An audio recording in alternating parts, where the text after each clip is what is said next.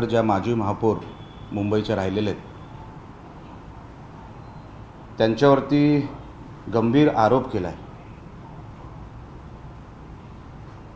आरोप इतका गंभीर आहे की त्यांचं कॅन्डिडेचर उमेदवारी ही रद्द होऊ शकते आणि ती रद्द होणारच, कारण का कायद्यामध्ये तशी तरतूद आहे. आरोपांमध्ये असं आहे की 2023 मध्ये त्यांच्यावर 2 FIR झाले. आता आपण जेव्हा इलेक्शन फॉर्म भरतो त्या इलेक्शन फॉर्ममध्ये आपले प्रॉपर्टीचे डिटेल्स, आपल्यावर असलेल्या क्रिमिनल केसेस, या सगळ्या गोष्टींचा उल्लेख करावा लागतो. ती माहिती आपण लपवू शकत नाही, ती पब्लिक डोमेनमध्ये असावी.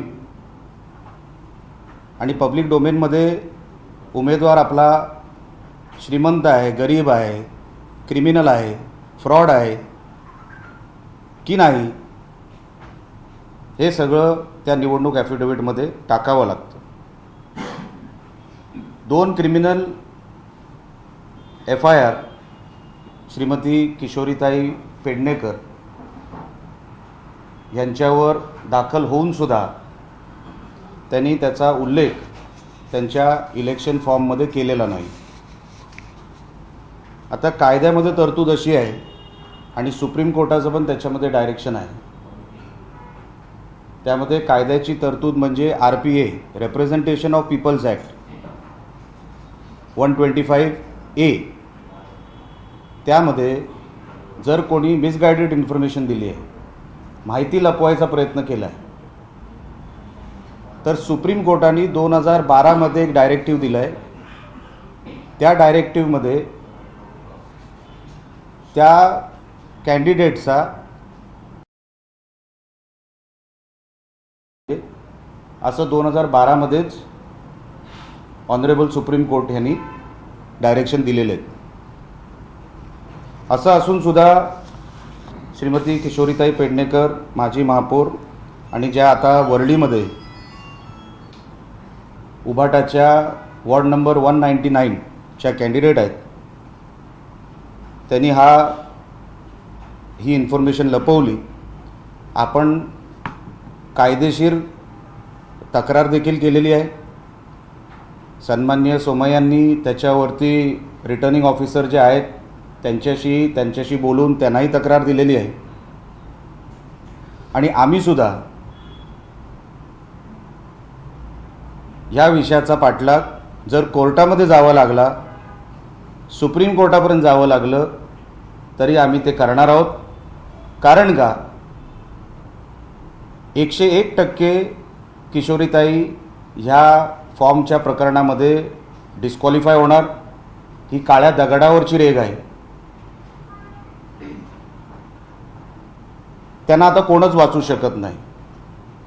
मी वरळीकरांना आवाहन करणार आहे, मी त्यांना विनंती करणार आहे की अशा कॅन्डिडेटला आपण चुकून जर निवडून दिलं, तर निवडून येणार नाहीत, पण चुकून जर निवडून दिलं तर 6 महिन्यांनी परत रिइलेक्शन, मग ते परत ट्रॅफिक, परत सगळ्या त्या प्रचाराच्या, इव्हन उभाटाच्या कार्यकर्त्यांना माझं सांगणं आहे, नको त्या कॅन्डिडेटचा प्रचार करू नका, त्या डिस्क्वालिफाय होणार आहेत. आणि डिस्क्वालिफिकेशन झालं तर ते सगळं संकट वरळीकरांवर येणार आहे. मुळातच किशोरीताई जेव्हा उमेदवारी त्यांना मिळत नव्हती, त्यांनी उद्धव साहेबांना आणि वहिनी साहेबांना धमकी देऊन ती उमेदवारी मिळवलेली आहे. सुखासुखी त्यांना ती उमेदवारी मिळालेली नाही.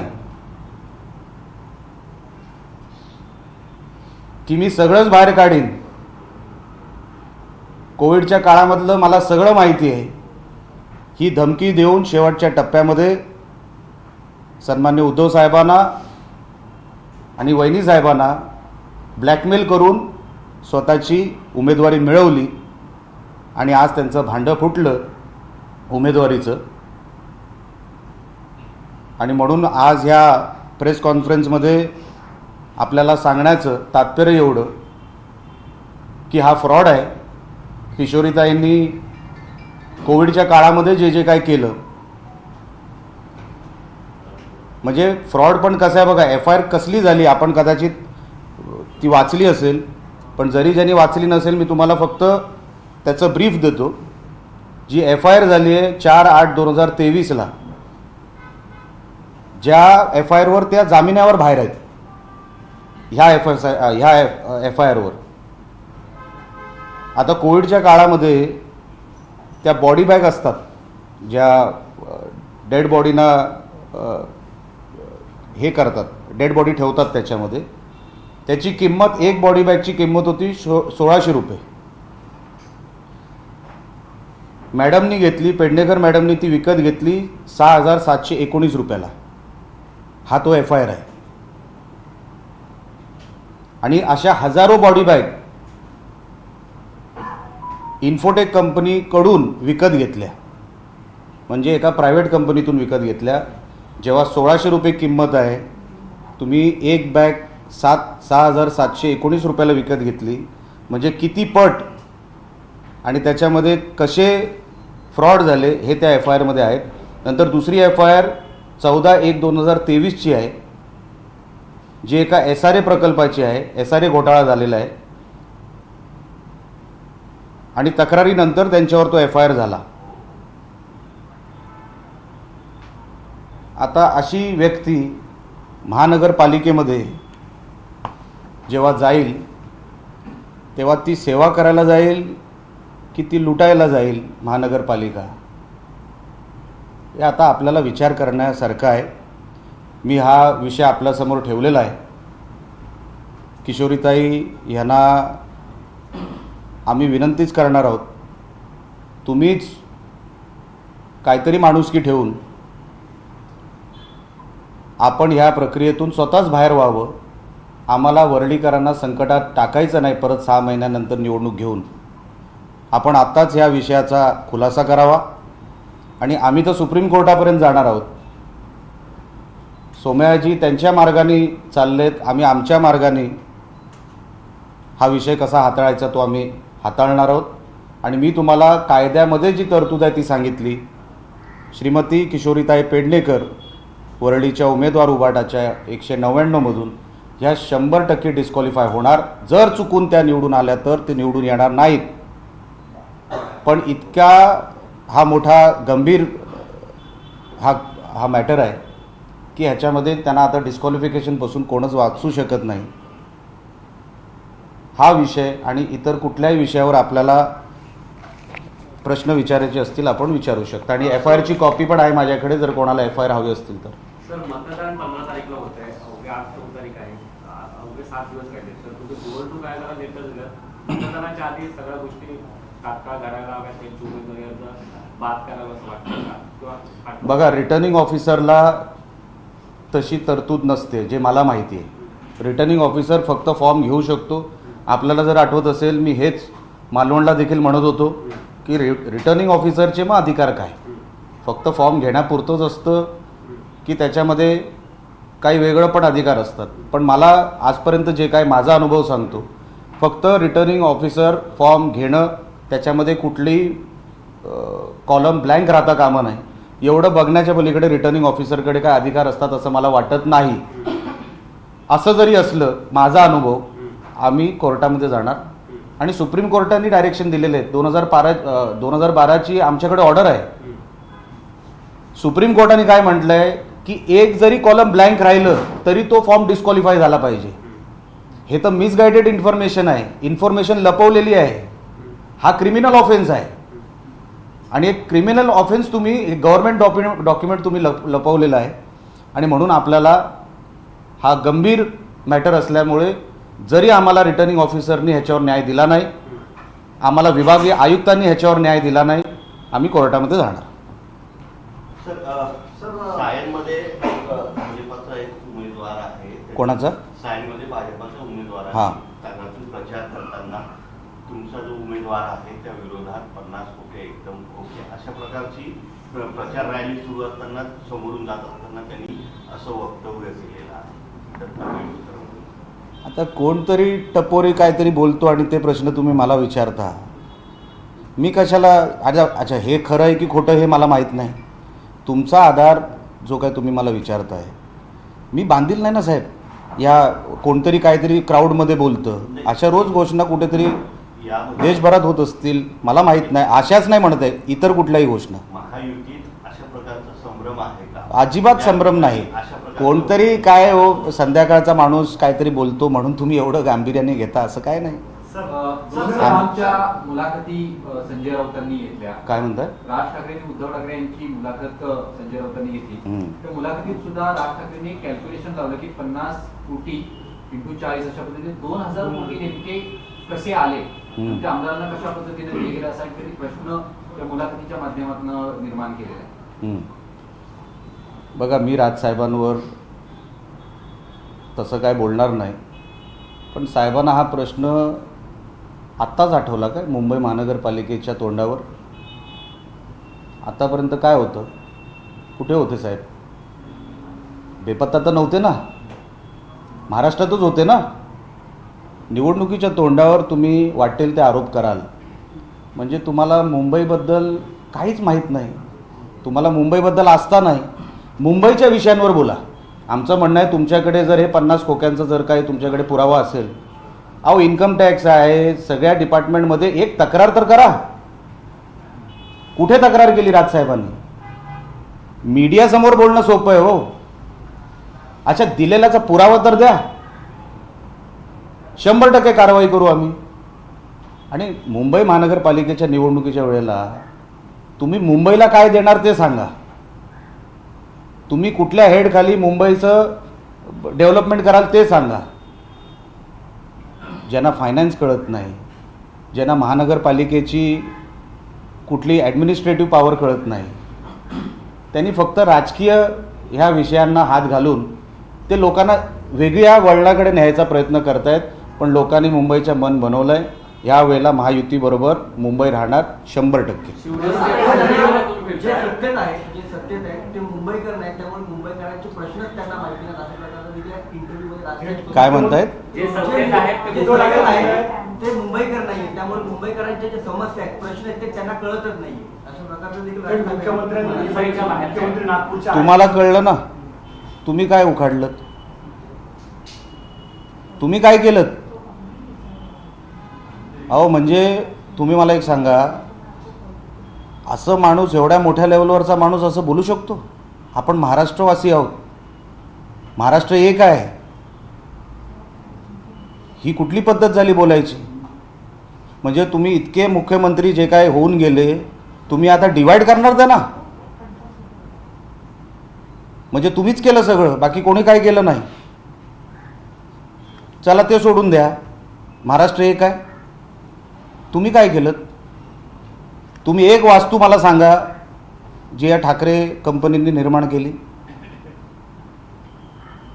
5 ऑपरेशन सांगा, 5 मेरिट लिस्टची मुलं सांगा. मुंबईकर आम्ही नाही का मुंबईकर? माझा जन्म मुंबईचा, मी आमदार म्हणून ग्रामीण भागातला, म्हणजे काय मुंबई माझी नाही? ही कुठली मानसिकता आहे मला काही कळले नाही. राजसाहेब आता तरी त्या मानसिकतेतून बाहेर आले पाहिजे. तुमच्या पायाखालची जमीन निघून गेली, अजूनपर्यंत आपण शुद्धीत येत नाही. देव करू ते बरे व्हावेत. ही आजारी माणसाची लक्षणं आहेत, हे बरोबर नाही. तुम्ही मुंबईला कुठल्या विषयावर डिवाइड करताय, महाराष्ट्राला कुठल्या विषयावर डिवाइड करताय? बोलताना भान पाहिजे, आपण किती वरचे मोठे नेते आहोत आणि कुठल्या रसातळ्यात त्या गोष्टी करताय आपण. मुंबईला काय देणार ते सांगा. चला, चॅलेंज आहे. ठाकरे जे काय बोलतात ना, त्याच्यातले एकही तुम्ही मला सांगा की आम्ही मुंबईला हे देणार. ते सत्ता आल्यानंतर देऊ वगैरे सोडून द्या. मागच्या 25 वर्षात काय दिलं ते सांगा. कोस्टल रोड म्हणजे तुमचा नाही, कोस्टल रोड म्हणजे तुम्ही नाही. मी तुम्हाला मागे पण एका इंटरव्ह्यूमध्ये मी कुठेतरी सांगितलं की कोस्टल रोड जो झाला जेव्हा फडणवीस साहेब मुख्यमंत्री होते त्या काळामध्ये तो कोस्टल रोड झाला. फडणवीस साहेबांचं मोठेपण की फडणवीस साहेबांनी उद्धव साहेबांना भूमिपूजन करायला दिलं. खरं तर ते शासकीय कार्यक्रम असतो तो. आदित्य ठाकरे 2 वेळा ती कन्स्ट्रक्शनची टोपी घालून खाली त्या टनलमधून खाली वर बघतायत, त्याच्याने तो कोस्टल रोड नाही झाला. भाऊ लक्षात घ्या, नुसता टोप्या घालून कोस्टल रोड होत नसतो किंवा कुठलाही रोड होत नसतो. आपण काय बोलतोय? आपण मुंबईला जागतिक दर्जाचे शहर बनवायचं आहे. आज तर आहेच. आपण 21व्या शतकातलं शहर बनवण्यासाठी तुमचं योगदान द्या. हे नको ते कुठले हे फटीचर विषय आपण काढत बसलाय साहेब, हे तुम्हाला शोभत नाही राजसाहेब. तुम्ही काहीतरी चांगले विषय मुंबईचे बोलले पाहिजे. निवडणुकीमध्ये महापालिकेची ज्यावेळेला निवडणूक येते त्यावेळेला प्रामुख्यानं ठाकरे बंधूंकडनं हा मुद्दा समोर आणला जातो की मुंबईला तोडण्याचं कारस्थान केलं जाते. आजच्या मुलाखतीत मोरारजी देसाईंपासून सगळे संदर्भ देण्यात आले आणि त्यावेळेला सांगितले की त्यावेळेला 5 गुजराती हे विरोधात म्हणजे 5 गुजरातांना मुंबई हवी होती, आता ते 500 झालेले आहेत. अशा पद्धतीचे त्यांनी वेगवेगळे संदर्भ या मुलाखतीत दिले. तुम्हाला गुजराती माणूस परदेशात जाताना चालतो. हा, आता तुम्हाला संयुक्त महाराष्ट्राचा लढा आठवला. मग लंडनला जाताना गुजराती माणूस का असतो तुमच्याबरोबर? तुम्ही बघा लंडनमध्ये कोण कोण असतं यांच्याबरोबर, कोण बिलं भरतं यांची. नाही काढायचं आम्हाला हे सगळं. निवडणुकीसारखं बघा. निवडणूक हे एक साधन असतं लोकांना काहीतरी देण्याचं. आता तुम्ही महानगरपालिका जी आता काबीज करायचा जो काही प्रयत्न करताय ना, ती होणार नाही. पण जे काही काबीज करायचा प्रयत्न करताय ना, ते तुमची घरं चालवण्यासाठी करताय. काल पण बघितलं ना, काल काय परवाच एका चॅनलची इंटरव्ह्यू झाली. त्याच्यामध्ये आदित्यजी होते, अमितजी होते आणि बाकी सगळे पत्रकार तिकडे होते. आणि बाजूला स्वर्गीय बाळासाहेब ठाकरेंचं स्मारक, स्मृतीस्थळ. हे फक्त सुरुवात आहे. तो महापौर बंगला जो घेतला ना, तो ह्याच्यासाठीच घेतला आहे. ह्याच्यासाठीच घेतला आहे. उद्या ते सगळं आपल्या अंडर कसं येईल? उद्या तुम्हाला जर आठवत असेल तर हेलो नावाचं एक मॅगझिन होतं. त्या हेलो मॅगझिन महापौर जेव्हा असताना, मला वाटतं कोण होते महापौर तेव्हा मला आठवत नाही, पण महापौर बंगला जेव्हा होता आणि महापौर राहायचे तिकडे मुंबईचे, त्या काळात आदित्य ठाकरे आतमध्ये शूटिंग करायचे वेगवेगळ्या चॅनलसाठी, त्या हेलो मॅगझिनसाठी. आणि मग तो मागचा गार्डनचा भाग, मग कुठेतरी वरती जाऊन खुर्च्यांवर बसायचं, मग कुठले तरी अँटी चेंबर वापरायचे. तुमची प्रायव्हेट लिमिटेड आहे काय? ठाकरेंना देऊन टाकले का गव्हर्नमेंट प्रॉपर्टी? हे पहिलं गिळतात आणि आमचं आहे तसं वावरतात. म्हणून तुम्हाला मी सांगितलं की हे सगळं जे आहे ना, हे फक्त काहीतरी मिळवण्यासाठी आहे. बाजूला स्मृतीस्थळ आहे बाळासाहेबांचं. तुम्ही ते सगळं चपला वगैरे घालून तिकडे असे राऊंड मारून बसलेला आहात. काय समजायचं मुंबईकरांनी? मराठी माणसांनी काय समजायचं? मुंबईच्या मराठी माणसांनी तर ठरवलंच आहे की मागच्या 25 वर्षामध्ये ह्या लोकांनी जे काय केलं ना, ठाकरे कंपनीने, परत कधीच ह्यांना आपण संधी द्यायची नाही. मुंबईकरांनी ठरवलं आहे. पण हे सगळं सांगायला का लागतंय? कारण का निवडणूक ठाकरेच वेगळीकडे घेऊन जायचा प्रयत्न करतात. ही विकासावर लढवत नाही आहेत. विकासाचं विजन नाही आहे. इमोशनल कुठेतरी काहीतरी असं बोलायचं जे वातावरण खराबच झालं पाहिजे. अहो, किती वर्ष आपण मुंबईचं वातावरण खराब करताय? आता तरी चांगलं करा, चांगलं बोला काहीतरी मुंबईसाठी. संतोष ननावडेंनी तुमच्या शिवसेनेत पक्ष प्रवेश केला, त्यानंतर त्यांनी आता एक भावनिक पत्र लिहिलं आहे की राज ठाकरे यांची ध्येय धोरणं बदललेली आहे, भूमिका बदलली, ते खंत व्यक्त केली आहे. बघा, राज साहेबांवर जेवढं बोलावं तेवढं कमी आहे. कारण का अनेक गोष्टी आमच्याही कानावर येतात ना. राज साहेबांनी मुंबईच्या हिताचं बोलावं, एवढंच या निमित्ताने मी तुम्हाला सांगतो. त्यांच्याबद्दल काय काय बाहेर बोललं जातं, बरं वाटत नाही एवढं सगळं ऐकायला. तरी देखील राजसाहेबांनी आता तरी काहीतरी वैचारिक बोलावं, मुंबईच्या हिताचं बोलावं, एवढंच या निमित्ताने मी आपल्याला सांगू इच्छितो. कार्यक्रमामध्ये उद्धव ठाकरेंची मुलाखत झाली. त्यामध्ये ते म्हणाले की तुमची जी शिवसेना आहे ती शिवसेना नाही, शहासेना आहे आणि चोरांच्या हातात मुंबईच्या जिल्ह्यात द्यायच्या नाही असं म्हणतात. मला एक सांगा, तुम्ही उद्धव ठाकरे काय काय बोलत असतील त्या सगळ्यांवर आम्ही उत्तरं द्यायची का? आणि खरी शिवसेना कोणाची ही 2024मध्ये महाराष्ट्राच्या जनतेने दाखवलं आहे. आमचं स्ट्राईक रेट बघा. अच्छा, ह्या आता ज्या नगरपालिका होऊन गेल्या, नगरपंचायती, नगरपरिषदा होऊन गेल्या, कुठली शिवसेना फ्रंटमध्ये आहे? लोकांनी कोणाला स्वीकारलेलं आहे? म्हणून मी सांगतो, त्यांच्याकडे आता घाण बोलण्यापलीकडे दुसरं काय राहिलेलं नाही. त्यांना कसं तरी वातावरण गढूळ करायचं आहे आणि आम्ही ते गढूळ होऊ देणार नाही. काही ठिकाणी नगरपालिकेमध्ये एमआयएम आणि राष्ट्रवादी काँग्रेससोबत युती केली आहे. काय म्हणताय?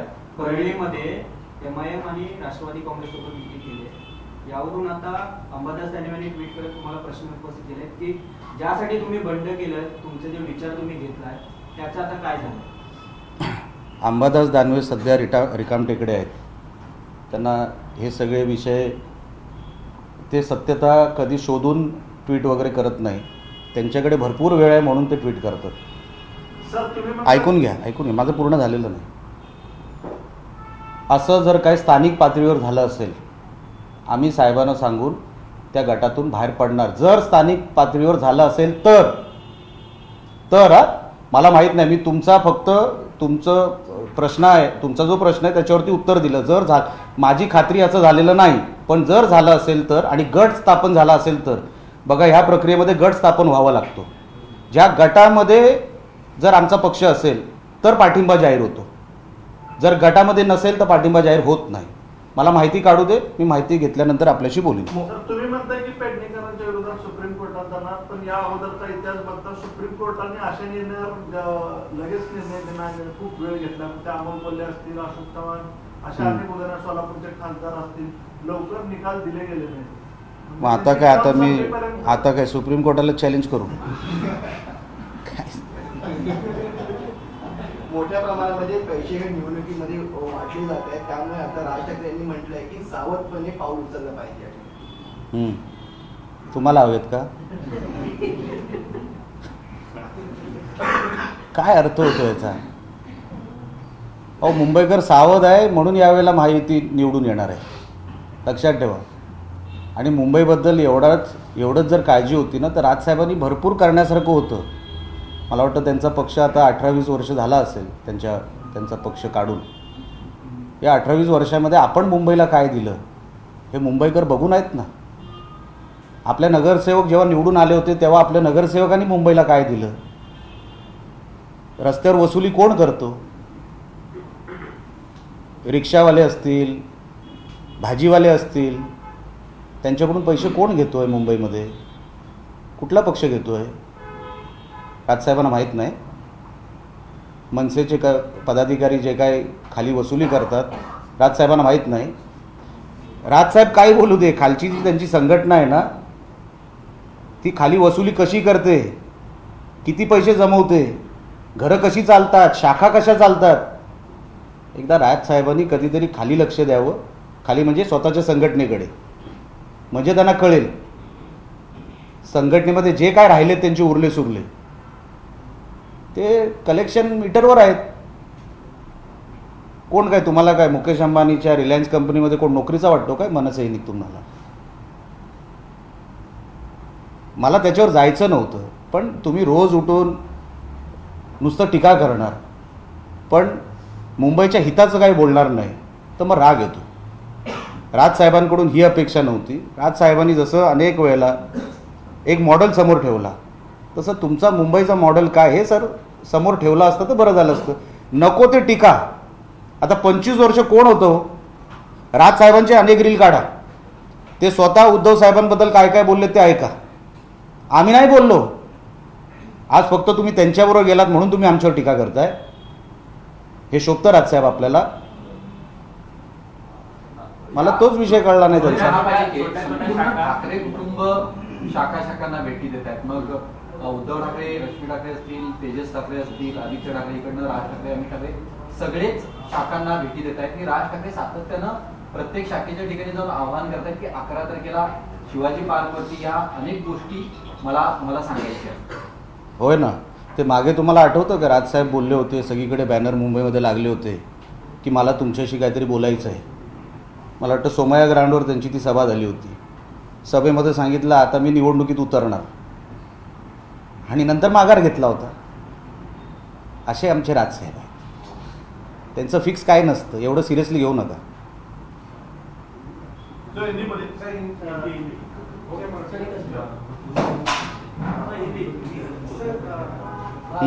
बोलिए.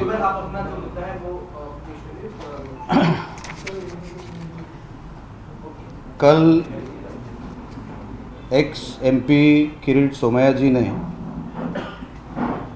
उभाटा उम्मीदवार जो वर्ली से वार्ड नंबर 199 से उनको उम्मीदवारी मिली है, उनके खिलाफ एक ट्वीट किया था और वो ट्वीट ऐसा था कि श्रीमती किशोरीताई पेडनेकर जो मुंबई की महापौर भी रह चुकी हैं, उनके ऊपर 2 एफआईआर है 2023 में, और वो दोनों एफआईआर उन्होंने अपने इलेक्शन फॉर्म में दिखाए नहीं हैं। ये क्रिमिनल ऑफेंस है 125A RPA representation of people's act में ये केस दर्ज हो सकती है। मेरे हिसाब से सोमैया जी ने अपने हिसाब से कंप्लेंट की है रिटर्निंग ऑफिसर को। जितनी जानकारी मुझे है, अगर कोई भी इंफॉर्मेशन छुपाता है या कोई भी इंफॉर्मेशन अपने इलेक्शन फॉर्म में गलत तरीके से उसका ये करता है, गलत तरीके से फिल करता है, तो वो डिस्क्वालीफाई हो सकता है। ये सुप्रीम कोर्ट का ऑर्डर है 2012 का, जिसमें क्लियरली सुप्रीम कोर्ट ने लिखा है कि ये एक क्रिमिनल ऑफेंस है और ऐसा उम्मीदवार, ऐसा कैंडिडेट ये डिस्क्वालीफाई होना चाहिए। तो उसके हिसाब से किरीट जी ने अपने हिसाब से कंप्लेंट की है। हम शिवसेना के माध्यम से, मैं खुद अगर सुप्रीम कोर्ट तक जाना होगा तो वहाँ तक जाएंगे और वर्ली की जनता को हम विनती करेंगे कि ऐसे उम्मीदवार को आप, वो तो जीतने वाले हैं नहीं, पर अगर 0.1% कभी उनकी सीट निकलती है तो वापस 6 महीने में इलेक्शन होगा और ये डिस्क्वालीफाई होंगे, श्रीमती किशोरीताई पेडनेकर, वार्ड नंबर 199। तो ऐसा संकट वर्ली वासियों को नहीं मिले, उनको सामना ना करना पड़े, इसके लिए मैंने आज ये प्रेस कॉन्फ्रेंस बुलाई है। इसका ऑफिशियल जो भी स्टेटस है, जैसे जैसे आगे बढ़ेंगे वैसा आपको मैं बताते रहूँगा। इसके वजह से मैंने आपको यहाँ पे इनवाइट किया था।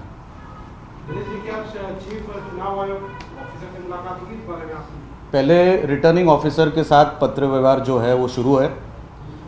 उनकी एक कमेटी बैठती है जो ये सारी स्क्रूटनी करती है। वो स्क्रूटनी के बाद जो मेन इलेक्शन ऑफिसर है उनके पास ये मैटर जाएगा।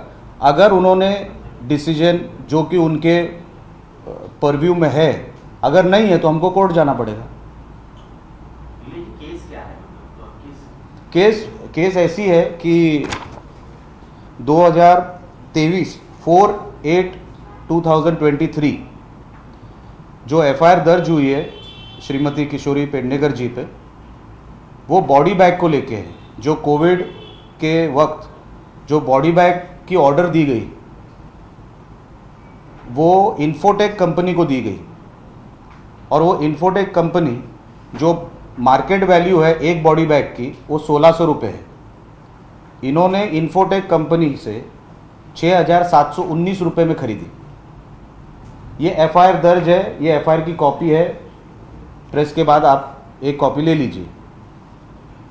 1600 रुपये ओरिजिनल कॉस्ट जो मार्केट कॉस्ट है।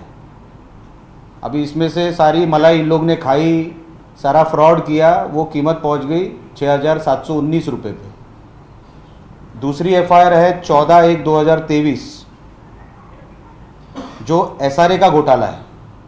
नाम एक जगह दिया, निर्मल नगर पुलिस स्टेशन में ये केस दर्ज है। उसका भी एफआईआर का कॉपी मेरे पास है, आप कभी भी उसकी ले सकते हैं एफआईआर की कॉपी। तो ये दोनों जो मैटर है ये एफआईआर में है, एफआईआर दर्ज हो चुकी है। वो बेल पे बाहर है, किशोरीताई जो है वो बेल पे बाहर है। तो उनको इलेक्शन फॉर्म में वो दिखाना था, वो क्यों नहीं दिखाया? वो तो क्रिमिनल ऑफेंस हुआ। अगर सुप्रीम कोर्ट के आप अगर ऑर्डर में पढ़ेंगे 2012 के, उसमें क्लियर कट लिखा हुआ है, अगर कोई कॉलम ब्लैंक भी रह जाती है, blank column can also be considered for disqualification.